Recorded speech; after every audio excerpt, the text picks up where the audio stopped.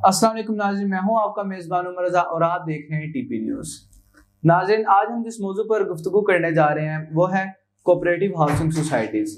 नाज़रीन, पाकिस्तान के अंदर डिफरेंट कोऑपरेटिव हाउसिंग सोसाइटीज़ हैं और इन सोसाइटीज़ के ऊपर डिफरेंट एलिगेशंस लगाए गए हैं करप्शन से रिलेटेड। नाज़रीन, जैसा कि आप जानते हैं कि गरीब लोगों ने अपनी सारी ज़िंदगी की जमा पूंजी इन सोसाइटीज़ के अंदर इन्वेस्ट की और उनको बहुत ज़्यादा लॉस हुआ।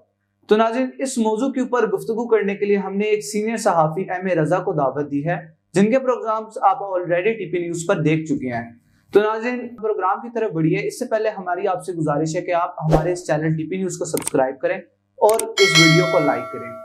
और नाज़रीन, अगर आपको किसी भी किस्म का कोई भी सवाल हो या आपको किसी भी किस्म की कोई भी कंफ्यूजन हो तो आप अपनी राय इस कमेंट सेक्शन के अंदर दे सकते हैं। अस्सलाम वालेकुम सर। वालेकुम सलाम। First of all sir, I would really thank to you कि आपने हमें अपना कीमती वक्त दिया ताकि हमारे नाज़रीन के माइंड के अंदर जो भी सवाल आते हैं वो क्लियर हो सकें। Sir, my first question with you is how these societies are made और डेवलप्ड। ये सोसाइटीज किस तरह बनाई जाती हैं, इनकी इब्तिदा किस तरह होती है? अच्छा, मैं आपका बहुत बहुत शुक्रिया। मैं आपको बताऊं कि ये कोऑपरेटिव सोसाइटियां जो बनाई जाती हैं ये नो प्रॉफिट नो लॉस पर बनाई जाती हैं, और ये जो इसके मेंबरान होते हैं उनको नो प्रॉफिट नो लॉस का मतलब सिर्फ यही है कि ये जो मेंबरान हैं उनको बिल्कुल जितने क्या, यानी इसका मैं सिंपल वर्ड में अगर आपको बताऊं तो वो ये है कि जितना जो इसका खर्चा होता है वही लिया जाता है और उसके बाद डेवलप करके ये प्लॉट्स मेंबरान के अंडर दिए जाते हैं जिस पर वो अपने घर बनाते हैं। तो जिस तरह आपने ये कहा कि ये बनाई किस तरह जाती, तो ये अच्छा क्वेश्चन है। ये इसमें यही था कि कोऑपरेटिव जो लॉ है वो मैं पहले भी अपने प्रोग्राम्स के अंदर बता चुका हूँ कि कोऑपरेटिव लॉ ये 1900 मेरे ख्याल में 25 में बनाया गया और उसको फिर ये पूरी दुनिया के अंदर राइज किया गया। इसमें तकरीबन ये समझ लें कि ये 1927 में फिर इसको इम्प्लीमेंट किया गया। तो इसके बनाने का मकसद यही था कि लोगों को मतलब फैसिलिटेट किया जाए, लेकिन बदकिस्मती इसमें ये हो गई कि इसमें फिर आपको पता है जहाँ अच्छाई होती है वहाँ बुराई भी जुड़ी होती है, तो ये लोग फिर अपने मकासद भी इससे हासिल कर रहे हैं। तो इसमें जब पाकिस्तान के अंदर ये कोऑपरेटिव सोसाइटियाँ बनाई गई तो बदकिस्मती इसमें समझ लें कि मैं फिर लफ्ज़ ये इस्तेमाल करूँगा कि बदकिस्मती समझ लें कि कई सोसाइटियां 30-30 साल अपने पूरे करने के बावजूद भी वो डिलीवरेंस नहीं दे सकी जिससे लोग अपने घर बना पाते। जी अच्छा सर, आपने ये चीज़ तो हमें बता दी कि सोसाइटीज़ बनाई किस तरह जाती हैं।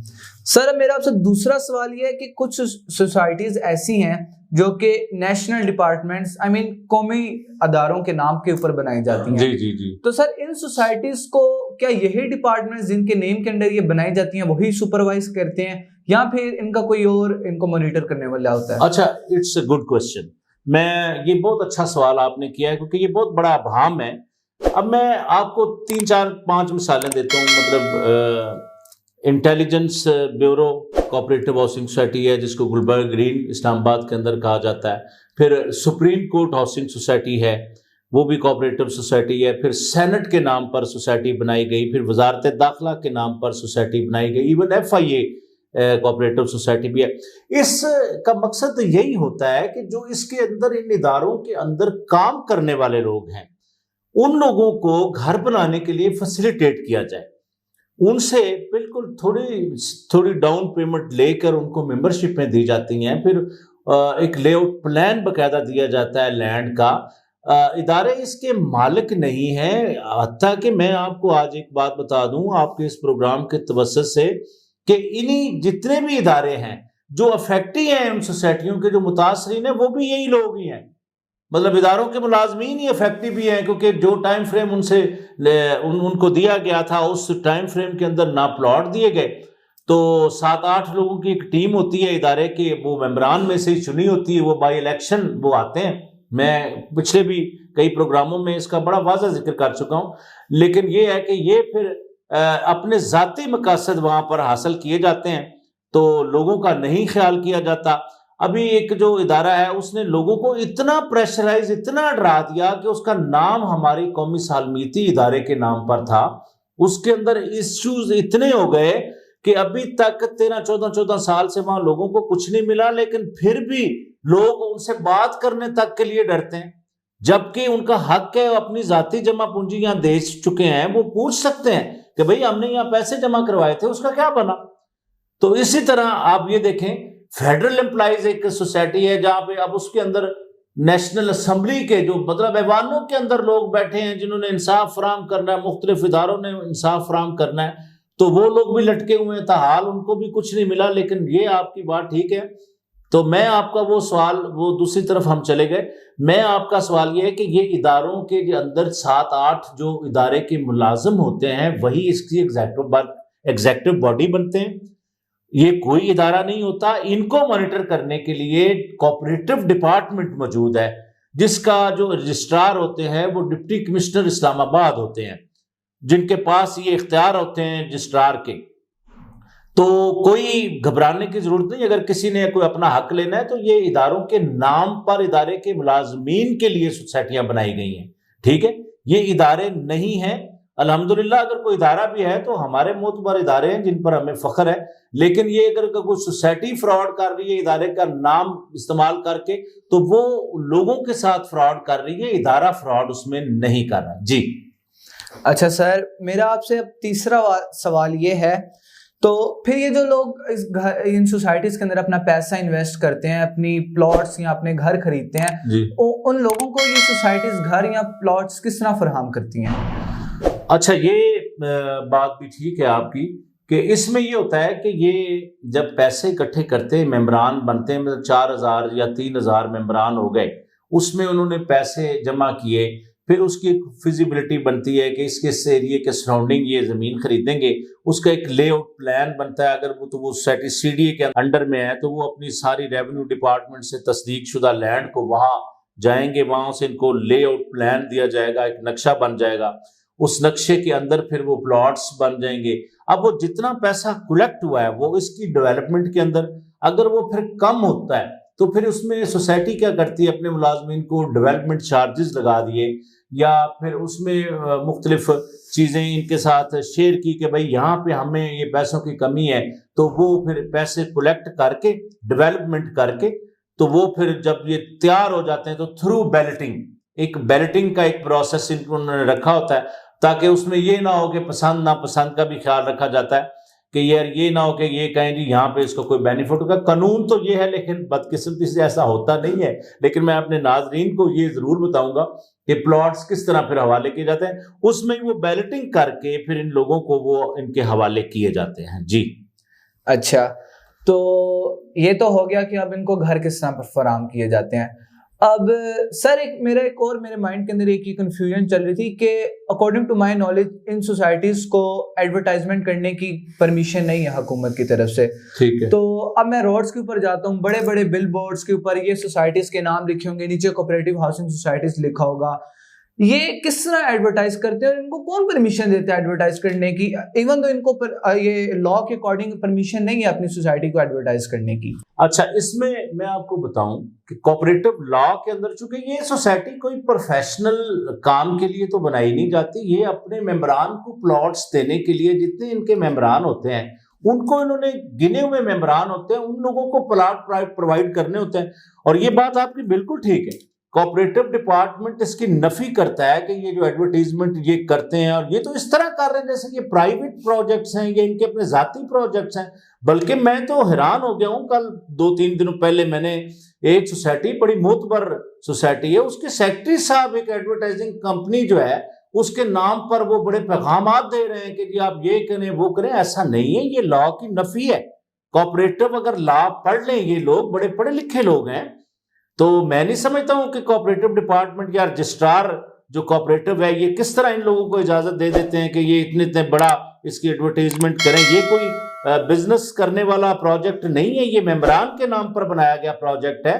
اس کو ممبران کے فائدے کے لیے جو بہتر ہو کرنا، ممبران کو اگر آپ دیکھیں تو آج بھی ممبران کئی آپ کو سڑکوں پر رلتے ہوئے کاغذ کے ٹکڑے لیے پھر رہے ہیں، لیکن یہ جو ایک بیچ میں کوئی مافیا آتا ہے وہ اپنے مقاصد اٹھاتا ہے اور ساتھ یہ سہولت کار سوسائٹیوں والے بھی بن جاتے ہیں۔ تو یہ میں برملا کہتا ہوں، کوآپریٹو لا اگر آپ پڑھیں گے تو اس میں قطعی منع ہے، یہ اسٹرکٹلی منع ہے کہ اس کی ایڈورٹائزمنٹ آپ نہیں کر سکتے اور یہ وائلیشن کر رہے ہیں۔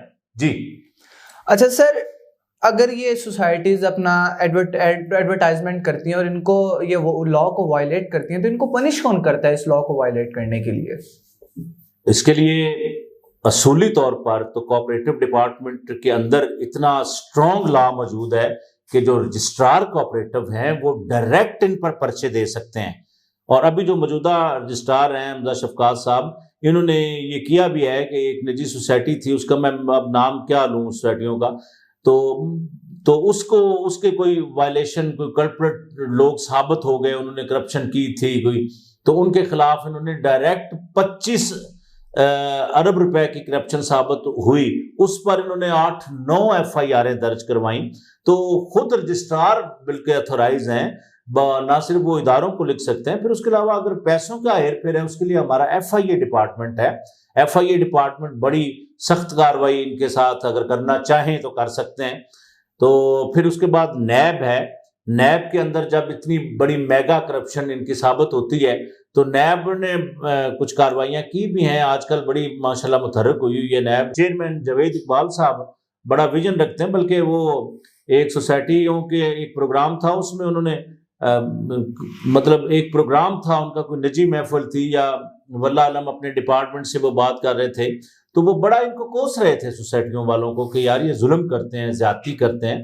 تو اگر ادارے چاہیں تو قانون بڑا سخت ہے، کسی ایک کو کوئی نصیحت کے طور پر کوئی ایسی سزا دے دیں کہ پھر یہ بڑی کرپشن نہ ہو. بہت سارے اداروں کے اندر خربوں روپے کی کرپشن ایک وائٹ کالر کرائم ہے، اور اس میں سہولت کاری کا جو رول اس وقت چل رہا ہے وہ بھی بدقسمتی سے ہمارے ادارے ہیں. جی اچھا، تو سر میرا آپ سے ایک لاسٹ کویشچن تھا، میں آپ کا زیادہ وقت نہیں لینا چاہوں گا. میرا آپ سے ایک لاسٹ کویشچن یہ تھا، یہ AGM کیا ہے؟ سوسائٹیز کے جس طرح ممبران کہتے ہیں کہ آج ہمارا AGM ہے، تو آپ ذرا اس کو ڈسکرائب کریں گے، واٹ از AGM؟ اچھا، اس کا مطلب ہوتا ہے کہ اینول جنرل میٹنگ. یہ جو جتنی بھی کوآپریٹو سوسائٹیاں ہیں یہ ان کے اوپر کوآپریٹو ڈپارٹمنٹ کی ہدایت کے مطابق کروانا ہوتا ہے، کیونکہ انہوں نے آگے جو ترقیاتی کام سٹارٹ کرنے ہوتے ہیں یا کسی اور پروجیکٹ کی طرف جانا ہوتا ہے، تو یہ سارے جو ممبران ہوتے ہیں سوسائٹی کے، تو ان کو یہ بلاتے ہیں باقاعدہ. اس میں کوآپریٹو ڈپارٹمنٹ کا ایک نمائندہ بھی شامل ہوتا ہے، ان کو بٹھا کے پھر یہ باقاعدہ ساری ایک طرح کی اوتھ جیسے ووٹنگ ٹائپ ان کا ایک ہوتا ہے کہ جی ہم یہ کام کرنے والے ہیں. صدر یا سیکرٹری کھڑے ہو کر ڈائس پہ یا اسٹیج پر کھڑے ہو کر وہ یہ ان سے پرمیشن لیتے ہیں کہ جی ہم یہ کام ہے یہ کرنے والے ہیں، اگر ممبران اجازت دیتے ہیں تو کیا ہم کر سکتے ہیں. اس میں انہوں نے کرنا ہوتا ہے. تو پھر کچھ ممبران کے سوالوں کے جواب بھی دینے ہوتے ہیں، اور اس میں پھر یہ ہے کہ آگے پھر کسی نئے پروجیکٹ میں جانا ہے یا کوئی جو پچھلے کام کر چکے ہیں جی یہ ہم نے کیا ہے، اس میں اعتراضات کا ایک سلسلہ چلتا ہے. لیکن آج میں اس پروگرام کے توسط سے بتاتا جاؤں، میں نے بہت سارے 12 سال ہو گئے مجھے ان کے AGM اٹینڈ کرتے ہوئے. اب یہ دیکھیے کہ جب ان کے ایشوز کے اوپر بات ہوتی ہے نا، انہوں نے ایک اسٹریٹجی رکھی ہوتی ہے، وہاں 3-4 ان کے چٹے بٹے کھڑے ہوتے ہیں، کیونکہ کرپشن کی تو انتہا کی ہوتی ہے انہوں نے. تو جب وہ سوالات کا سلسلہ شروع ہوتا ہے نا تو وہ ٹائمنگ ایسی رکھی جاتی ہے ٹیکنیکلی طور پر. میں حیران ہوں ان کے دماغوں سے کہ ظاہری بات ہے جب چور کو چوری کرتا ہے تو پھر وہ اپنے معاملات کو بھی اسی طرح پھر وہ ٹیکل کر رہا ہوتا ہے کہ میں نے اس سے بچنا کس طرح. تو بالکل اسی ٹائم یعنی ایسے 1-2 سوال لیے، ساتھ ہی ایک بندہ پیچھے سے آواز دیتا ہے جی کھانا سٹارٹ ہو گیا. اب ایک بندہ صبح سے لے کے 2:30 بجے تک بیٹھا ہے، بھوک سے اس کا برا حال، وہ کہتا ہے یار باڑ میں جائے سوال، باڑ میں جائے میرا پلاٹ، وہ ابھی وقتی کھانا، یار بھوک بڑی لگی. تو اس طرح یہ پھر اپنے مقاصد کر لیتے ہیں، پھر ادارے بھی سہولت کاری کرتے ہیں. فرینکلی سپیکنگ یہ سارے معاملات اس طرح چلتے ہیں. تو یہ بہت بڑا المیہ ہے. وزیر اعظم پاکستان تو بہت اچھے انسان ہیں، وہ تو سوچتے تھے کہ کرپشن فری ہو جائے اس ملک کے اندر، ہر چیز کلیئر ہو جائے. لیکن جو کرپشن کرنے والے لوگ ہیں میرے خیال میں وہ جس طرح کہتے ہیں نا کہ قانون سے زیادہ مجرم کا دماغ چلتا ہے. تو اللہ کے دربار اس میں میں آپ کے پروگرام کے توسط سے یہ بتاتا چلوں کہ کئی اس کے ممبران ابو 60-70 ہیں. اب پاکستان کے اندر اگر ہم عمر کی ریشیو کی بات کریں تو وہ بالکل بونس لائف چل رہے ہیں. تو پتہ نہیں وہ کروڑوں اربوں روپیہ کس کے لیے اکٹھا کر کے لے جا رہے ہیں، اپنی قبر کیوں وزنی کر کے لے جائیں گے. تو بس یہ المیہ ہے. صحیح. سو تھینک یو سو مچ سر، آپ نے اپنا ہمیں قیمتی وقت دیا اور ہمارے عوام کے جو بھی ذہن کے اندر مختلف سوالات چل رہے تھے ان کو بخوبی ان کا جواب دیا. تو ناظرین، جیسا کہ آپ نے آج دیکھا کہ ہمارے سینئر صحافی ایم اے رضا صاحب نے آپ کے مائنڈ کے اندر جتنے بھی کوسچنس ہیں ان سب کا آنسر دیا. لیکن اسٹل اگر آپ کو کوئی بھی کوسچن ہے جو آپ پوچھنا چاہ رہے ہیں یا کوئی فردر انفارمیشن آپ چاہ رہے ہیں سر سے لینا، تو آپ ہمارے اس یوٹیوب چینل کے کمنٹ سیکشن کے اندر اپنی رائے پیش کریں، یا آپ کا کوئی بھی سوال ہے اس سوال کو آپ ہم سے پوچھیں، اور وی کین اشور یو کہ ہماری جو ٹیم ہے وہ آپ سے کانٹیکٹ کرے گی as soon as possible. Even if you want to you can leave your contact number there, اور we will try our best to contact you and reply to your questions. I hope you liked the program, and if you do like it, then please like the video and share your response and feedback in the comment section. And I will see you soon in the next program. Tab tak ke liye Allah Hafiz.